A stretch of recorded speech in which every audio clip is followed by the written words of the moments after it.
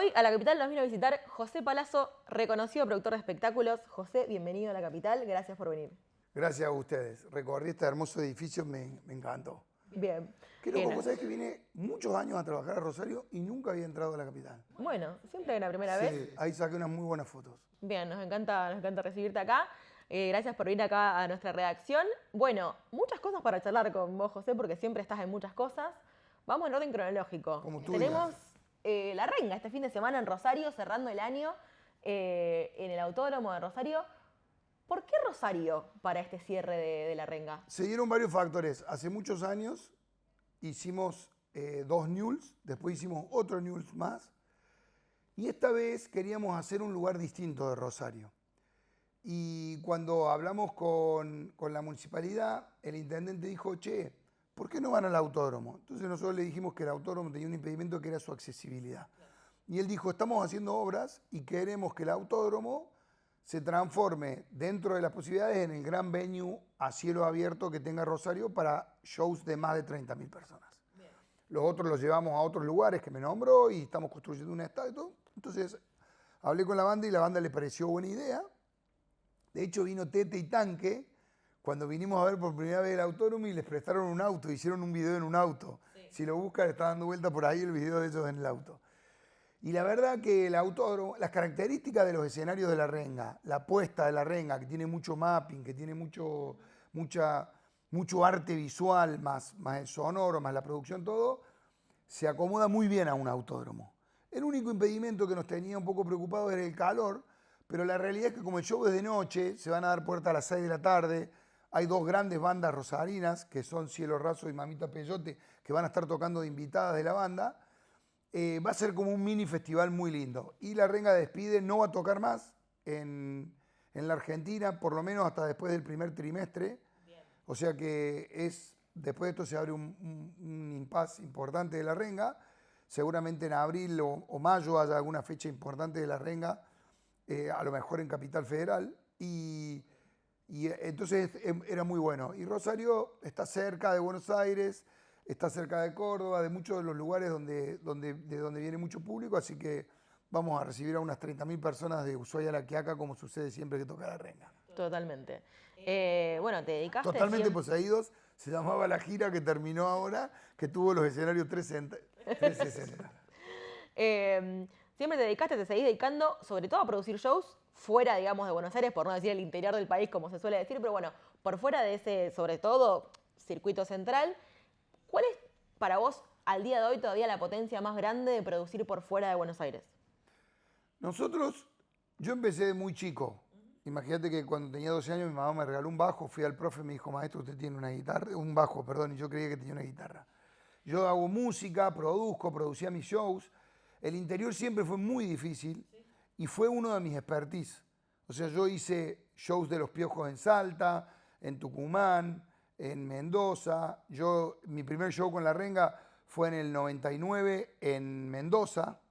Ni siquiera producía La Renga en Córdoba, porque en esa época La Renga tenían un productor cordobés que hacía La Renga ahí. Después empecé a producir La Renga en Córdoba, después produje La Renga en el interior del país y después produje La Renga en toda provincia de Buenos Aires y todos los shows actuales de Capital se los produzco yo. Pero eso tiene que ver con una relación particular de La Renga. Yo produzco en el interior del país y tengo una muy buena relación con las productoras. Y yo creo que el principal potencial que yo tengo es que yo no compito con las grandes compañías que hay en Buenos Aires, porque yo soy un aliado que les sirve para descargar fechas. Hoy, después de 26 años que producimos el Cosquín Rock, nosotros tenemos la misma agenda que cualquier compañía de Estados Unidos, de Argentina, perdón. Nosotros tenemos muy buenos amigos en las compañías que venden artistas y somos muy buenos amigos de los agentes que venden artistas para Latinoamérica en Estados Unidos, para Latinoamérica en Inglaterra, para Latinoamérica en España. O sea, tenemos una relación muy buena. Y además, nuestra compañía, además de producir en el interior del país y producir este festival tan grande que es el Cosquín Rock, produce otros festivales que a lo mejor no son tan populares porque son muy buenos. Uno se llama Montaña en Mendoza, que nació el año pasado, que es buenísimo. Y otro que es un festival boutique que tiene mucho que ver con nuestro amor por el vino, que se llama Wine Rock, que se había dejado de hacer y que lo volvimos a la vida el año pasado con Marcelo Pellegretti, que es un enólogo muy importante, muy fanático de la música, y con él volvimos hacer ese festival. Así que hacemos muchos festivales en el interior del país, hemos hecho muchísimos para Quilmes, para Andes, para acá hicimos varios, inclusive festivales, en una época hicimos el Quilmes Rock en el hipódromo y todo, y trabajamos, es como nuestra expertise, ahí estaría una de las fortalezas. Total. Y también pienso en esto de que, bueno, al estar tan concentrada la oferta en Buenos Aires, quienes no vivimos en Buenos Aires, se agradece mucho también cuando los shows ocurren por fuera de ahí, incluso cuando no nos queda a lo mejor tan cerca, digo, bueno, hacer un show de Los Piojos en Salta, digo, la gente que viene del norte o que es realmente importante que un show se acerque a vos, un show grande, un show de una banda que te gusta. Pasa otra cosa también efectivamente cuando... Cuando es cerca de tu casa pasa otra cosa realmente. Claro. Bueno, eso también tuvo que ver con la despedida del año acá, porque la renga por lo general toca en lugares donde la gente sí o sí tiene que viajar. Pero yo que hago un festival que es en el interior del país, en el centro geográfico de la Argentina, si se quiere, todos tenemos que peregrinar para ir. O sea, yo tengo que viajar 40 minutos todos los días, desde el 1 de diciembre al 20 de febrero, a mi oficina que está en el predio de Santa María de Punilla. Entonces, la realidad es que también tiene su magia peregrinar, ¿no? O sea, tiene su magia viajar y el programa. Y ayer estaba con un grupo de rosarinos y rosarinas que habían viajado a ver a la renga Florianópolis y contaban la experiencia del viaje y era todo un programa, más allá de las 3 horas de show que son maravillosas, todo lo que significaba el viaje. Y bueno, yo creo que el colapso que está teniendo Buenos Aires por la cantidad de shows va a hacer que no haya 10 shows de Coldplay. Claro. Porque va a haber otros shows. Entonces quizás Coldplay tenga que hacer un show en Rosario o un show en Córdoba en su próxima bajada y eso va a estar bueno. Bien. Antes de ir al cosquín de lleno, 2 cosas de esto que acabas de decir que también quería charlar con vos. Bueno, una es que se está hablando mucho, ¿no?, de esta sobreoferta de festivales y también, digamos, con un público que en general responde. Digo, hay bandas que están haciendo estadios por primera vez o que están haciendo doble estadio los fines de semana, bandas argentinas y también, bueno, mucha visita internacional. De cierta manera esto alguna gente lo explica diciendo, bueno, el poder adquisitivo cambió, entonces como no puedes invertir a lo mejor en tener, no sé, a largo plazo una casa, una hipoteca, vas a shows. De todas maneras ese modelo tiene un límite, ¿no? Como... Ya empezó. Sí, ¿no? Ya empezó ese límite. Hoy hay más shows de lo que soporta el mercado. Hay una serie de colegas norteamericanos que producen giras por Latinoamérica que hace 3 años me decían, es increíble que Argentina es el único país de toda Latinoamérica y uno de los países del mundo que más entradas vende de un mismo artista, como fue el caso de Coldplay, 10 Rivers, o no sé, el ejemplo de AC/DC salió a la venta en un día, agotó los 3 Rivers, Bad Bunny en un día agotó los 3 Rivers, bueno, y todos los estadios, pero ahora ya hay tanta agenda para el 2026 y hubo tanta agenda en el 2025 que muchos de los que van a recitales ya no tienen el poder adquisitivo para ir a 4 recitales en un mes. Y nosotros como promotores, teniendo a la venta 10, 12 shows en el primer trimestre del año que viene, ya entendemos y ya empezamos a sentir que no se va a poder seguir haciendo 60 shows. En Córdoba, este año, entre los colegas y nosotros, hicimos 250 shows medianos, o sea, más de 3.000 personas y menos de 10.000, y casi 200 shows de menos de 1.000 personas. Además de que Córdoba tiene un fenómeno que es el cuarteto, que lleva entre 20 y 30.000 personas todos los fines de semana a las distintas orquestas que tocan. O sea que imagínate la cantidad de espectáculos que hay en una sola ciudad de una provincia. Que acá sucedió algo muy parecido, porque muchos de los que tocaban en Córdoba tocaban en Rosario. Yo creo que el año que viene eso va a disminuir y en el 2027 va a disminuir aún más. Y se va a volver a una normalidad, porque el post-pandemia en Argentina duró 4 años porque se pegó con una hiperinflación o con una inflación muy alta que hacía, compro la entrada ahora porque dentro de 2 meses esta plata no me va a servir para nada.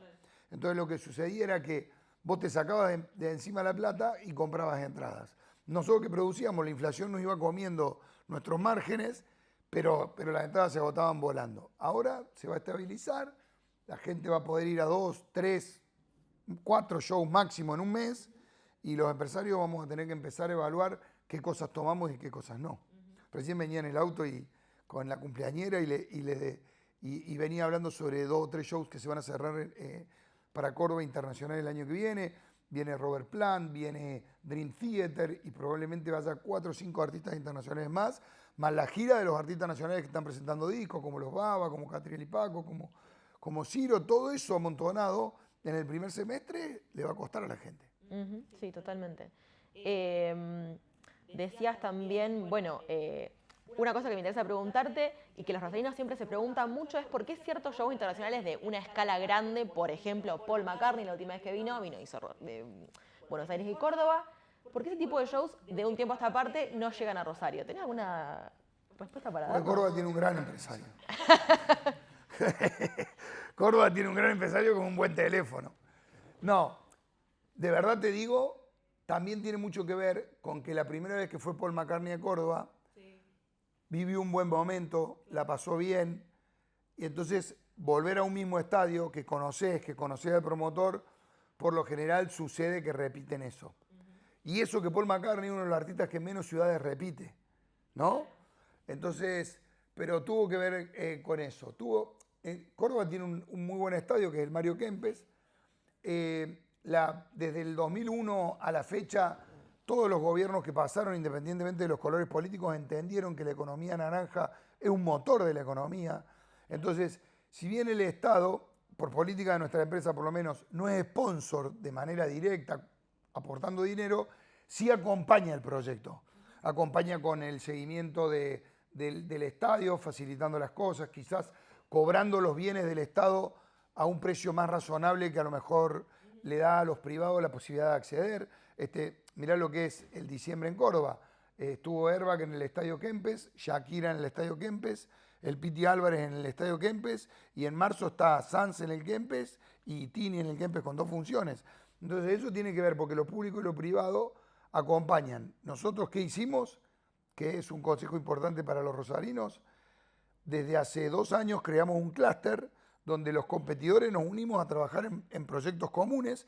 Hemos logrado una ley importantísima para la industria del espectáculo en el interior de Córdoba, que tiene fomentos para aquellos que invierten en obras e infraestructura para la cultura o para los congresos y convenciones.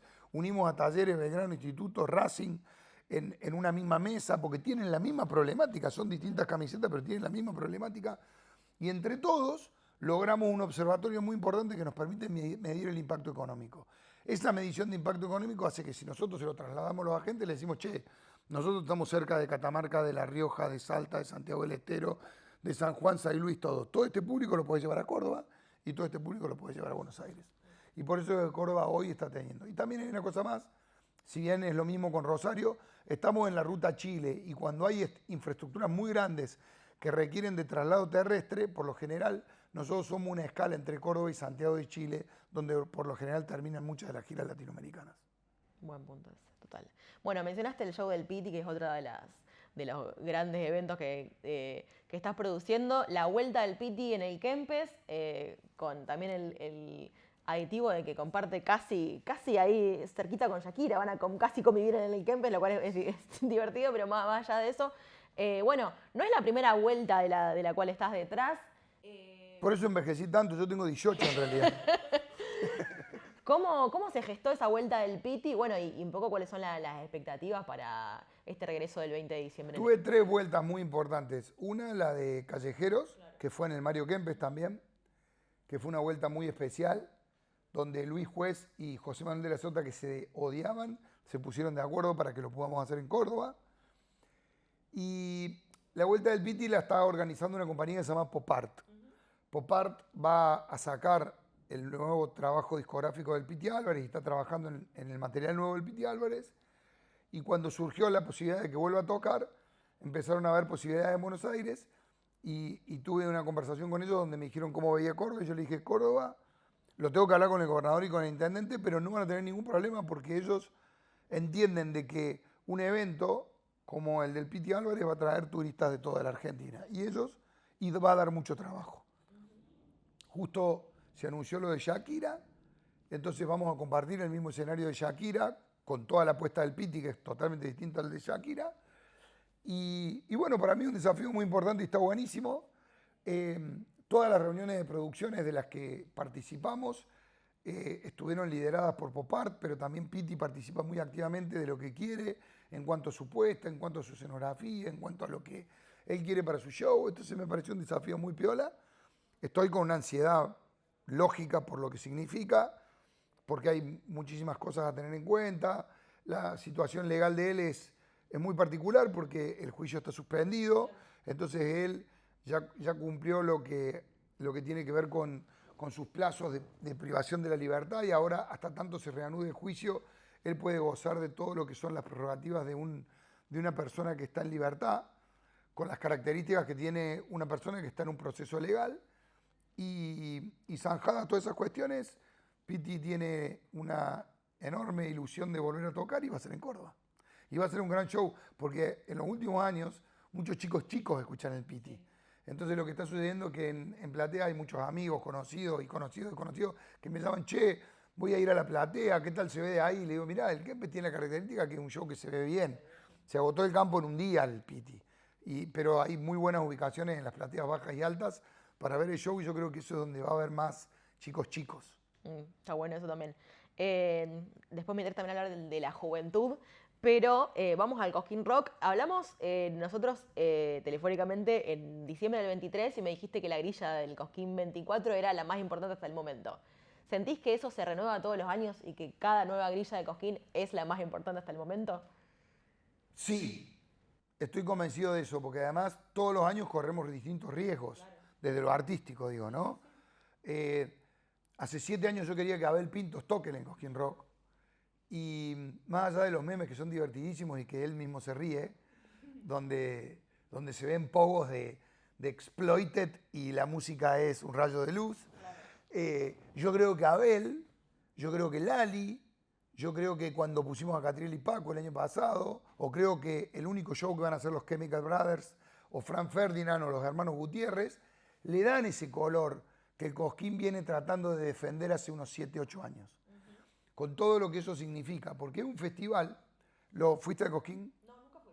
Tenés que ir. Sí, ya sé. El Cosquín es un festival que se hace en un aeroclub, sí, entre el río Cosquín, que desemboca en el lago San Roque, y las Sierras Chicas de Córdoba. Ese cordón montañoso termina en el Pan de Azúcar, que es el cerro más emblemático de la Argentina, que está al lado del Uritorco, donde está el famoso aeropuerto de Marciano, según dicen. Ese cordón montañoso le da un marco al festival increíble, y son 16 hectáreas. Para que la gente se imagine, son 16 manzanas donde funcionan 7 escenarios simultáneos.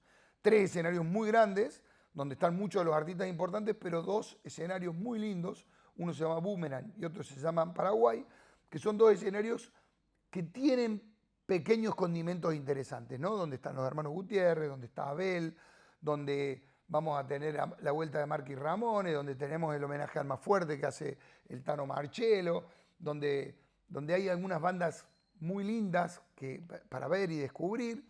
También está la Casita del Blues, que cumple 10 años, que es un escenario, que yo lo vi en Chicago, en el Festival de Blues de Chicago, que es el festival de blues más grande del mundo, donde hay justo cuando yo fui ese año, Alan Lomax, que fue el primero en recopilar de manera científica la música rural de los Estados Unidos, iba por los porches de las casas del delta del Mississippi y recolectaba ese material y lo grababa en un vinilo de metal y después en cinta, y todo eso está en la Biblioteca Nacional de los Estados Unidos. Ahí descubrieron a Muddy Waters, a Howlin' Wolf, a un montón de artistas que después terminaron radicados en Chicago inventando lo que se llamó el blues eléctrico. Pero toda esta creación tenía un homenaje en el Festival de Chicago, y era el front porch de una casa del delta del Mississippi. O sea, la galería, las escalinatas, la mecedora y un tipo ejecutando un instrumento de este costado. Y ese era el homenaje a Alan Lomax. Y yo lo llevé y le puse la Casita del Blues, y era igual, un poquito más rústico, con un techo de zinc, con algunas características más locales. Y ahí empecé a poner bandas de blues. Y hay cantantes de blues de todo tipo, hay mujeres increíbles que hacen swing, que hacen vodevil, que hacen jazz, que hacen blues. Y este año ha crecido tanto la Casita del Blues que tiene gospel, tiene country, tiene soul, Tengo una cantante de soul y blues increíble que se llama Crystal Thomas, que viene de Chicago también.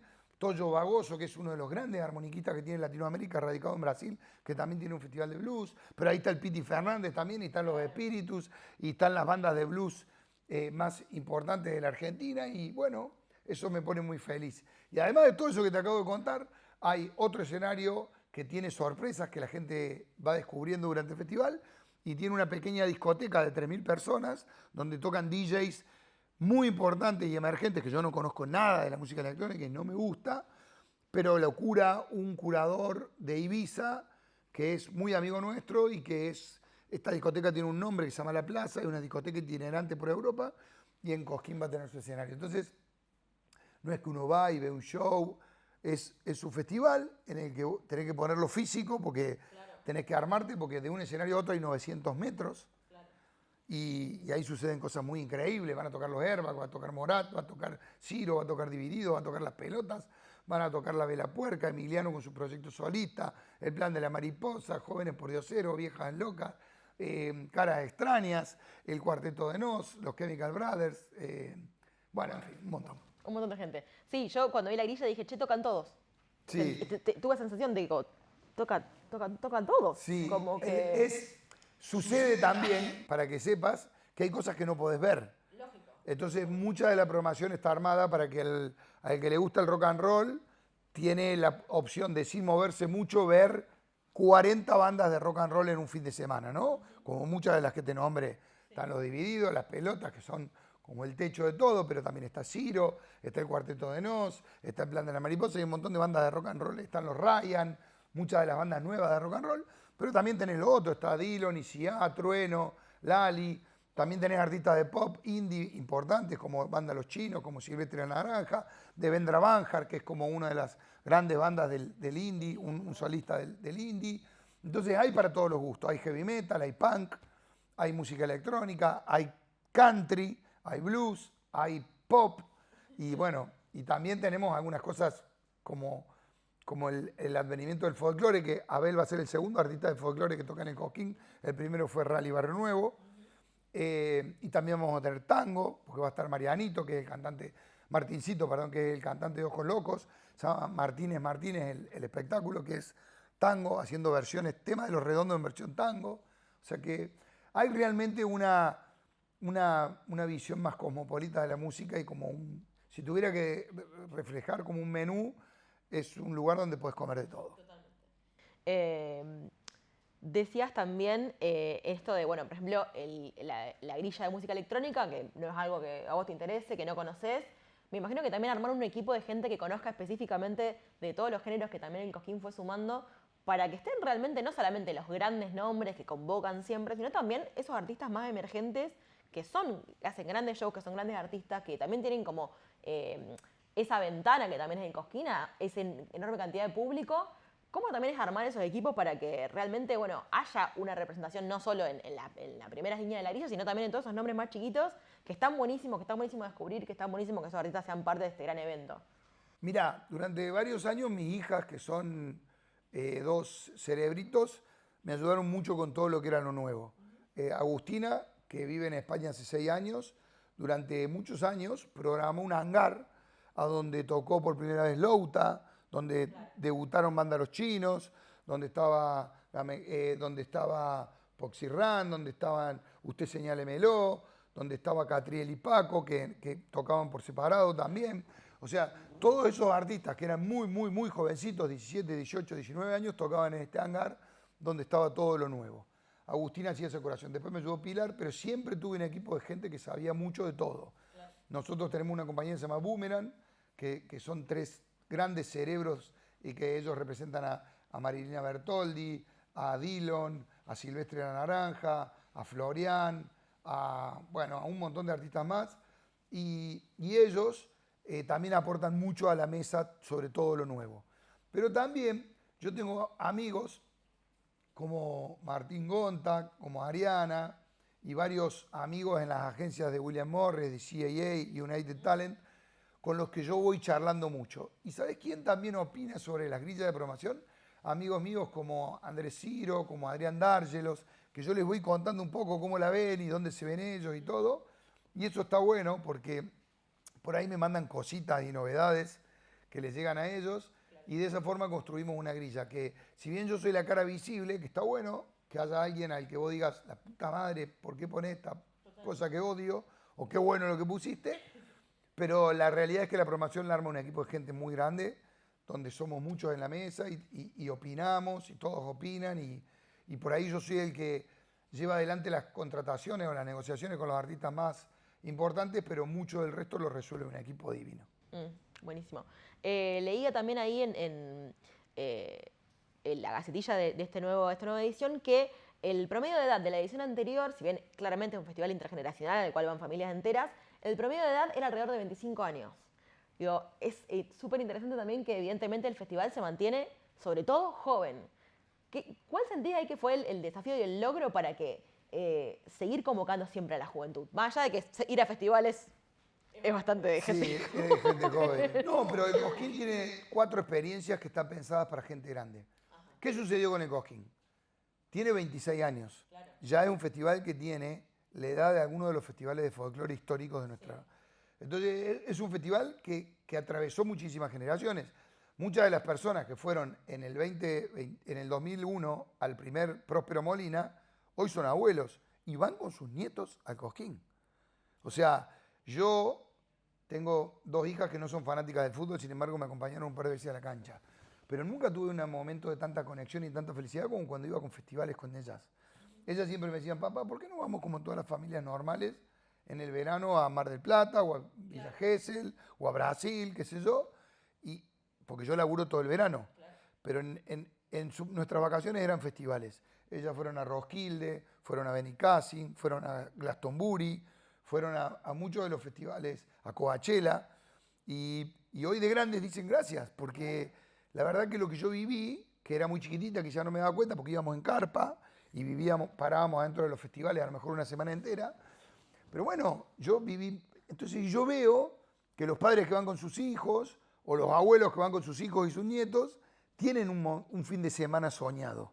Entonces, todo lo que nosotros apostamos en el Cosquín es a darle los servicios para que esa gente que va a ver música, pero también va a tener una conexión, lo disfrute. Y hay un montón de gente que se conoció en el Cosquín y que unos viven en Ushuaia y La Quiaca para hablar de la canción de León Gieco o de la historia de León y Santo Olalla recorriendo nuestro país, vivan ese encuentro como lo viven.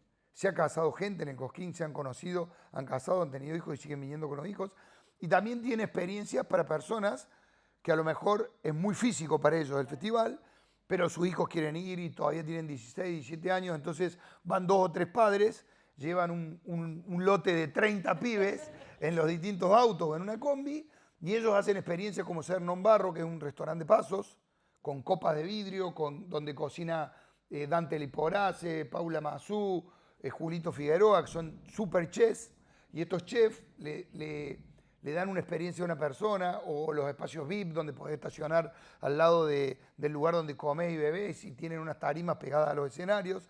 Entonces el festival también está pensando en ámbitos donde la gente más grande, que a lo mejor va y ve a Los Divididos, ve a Ciro, ve su experiencia y después lo acompaña el hijo a ver al Dilo en YCA, o a Banda Los Chinos, o a Silvestre, o lo que quisieran ver los chicos, y conviven. Entonces eso se está dando mucho. Por eso es que también están esos chicos que fueron con sus padres o que hoy tienen 22, 23 años van a hacer su propia experiencia. Claro. Y está viniendo mucha gente nueva siempre. Nosotros en los estudios que hacemos y en las encuestas que hacemos durante el festival hay un 20, un 30, un 40% de gente que viene por primera vez al Cosquín. Claro. Y eso es lo más importante, que la gente vaya a disfrutar esa experiencia que es maravillosa. Yo sigo siendo público de festivales y voy a festivales, ya tengo mi entrada para el Festival de Motley Crue, voy al Festival de Jazz de New Orleans, todos los años elijo un festival nuevo para ir y yo soy consumidor de festivales y sé lo que te cansás en un festival después de 4 o 5 horas caminando, pero también sé que es una experiencia muy divertida. Totalmente. José, la última para ir cerrando, también, digamos, puede haber una suposición de que, bueno, en esta versatilidad de Cosquín, de haber incorporado artistas más jóvenes, nuevos géneros y demás, eso convoca a la juventud, pero yo también tengo un poco la sensación y bastante charlada con artistas, con productores y demás, de que las generaciones jóvenes están escuchando mucho, sobre todo rock argentino, digamos, más tradicional. Están escuchando mucho a Charlie, están escuchando mucho, bueno, desde de música de los 70 hasta, no sé, Divididos, depende del gusto de cada uno. Y eso también, digamos, hace que, por ejemplo, el Cosquín tenga un poco de todo, pero que también alberga este fenómeno de que te guste, no sé, Trueno y te guste también, qué sé yo, Ciro, digo, como de que el gusto de la gente es mucho más... Yo estoy convencido de que cuando nosotros empezamos con el Cosquín, no existían las playlists, no existían las redes sociales, vos escuchabas lo que te comprabas para escuchar, y si vos te comprabas un disco de Los Redondos, muy difícil que te compraras uno de Soda Stereo. Si vos te comprabas un disco de Alma Fuerte, muy difícil que te compraras, no sé, un disco de Fito o de Charlie. Sí. Pero todas estas generaciones con una accesibilidad ilimitada a la música no tienen ningún prejuicio, escuchan lo que les gusta. Entonces en una playlist convive el Dillon con Alma Fuerte, con Sky, con Divididos, con Las Pelotas, con Callejeros, con Bad Bunny, sin ningún prejuicio, escuchan lo que les gusta. Y yo lo que veo en los chicos que están escuchando mucho rock, y de hecho en la última resumen del año de la playlist de Spotify, un disco del 2004 de Callejeros, Rock and Roll y Sin Destino, es el disco más escuchado.